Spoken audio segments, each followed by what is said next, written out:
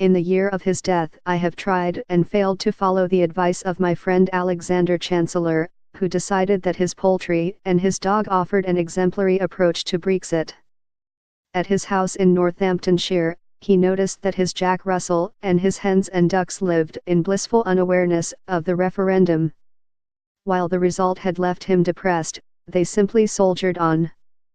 They care not what is happening in the world, so long as they have enough to eat and enough space in which to peck and play, he wrote in The Spectator soon after the vote. They don't even care if Iceland beats England at football. Birds and animals just get on with their lives as best they can, whatever circumstances they find themselves in. They aren't given to moods. They don't care whether they control their country, they don't even know what country they are in. I like the thought of these friendly beasts clucking, barking and generally minding their own business in Alexander's garden, while a troop of unlikely prophets, Jacob Rees-Mogg, Liam Fox, Boris Johnson, Paul Dacker, David Davis, stalk among them distributing leaflets that promise better food in more splendid surroundings just over the hill. Naturally, these fifth-rate Moseses have no luck. Leaflets can't be eaten, and soon the racket of disappointed barking and clucking drives them back across the fields towards the cold, waiting waters of the Grand Union Canal.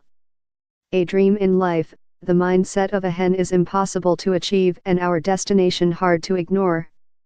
We are going to hell in a handcart. Here is my annual list of the personal experiences that relieved the year's dark journey. I never expected to go whale watching, and if I did, I never expected to see a whale. Waiting in vain for a tiger to appear in an Indian nature reserve persuaded me that the grandest animals were more reliably and comfortably witnessed on television, and the notion of spending a fruitless 4 or 5 hours at sea, making do with a faraway seal, held no appeal. But in July, on a tourist boat sailing out of Baltimore, County Cork, we saw dozens of dolphins dashing under and around us with log-like minke whales cruising close by, and then, as a grand finale, humpbacks spouting columns of water and vapor as they moved unstoppably forward, like a steam-driven fleet. This was majestic. 2 months later on a beach in Crete we saw animal life at the other end of the scale, when a tiny loggerhead turtle climbed out of its egg and crawled across 20 meters of sand to the sea, its route lined on either side with sun-loving tourists like ourselves, who have done so much to destroy the sea turtle's nesting grounds. The odds against a turtle's survival are formidable. For every 1,000 eggs laid, one creature will live into adulthood.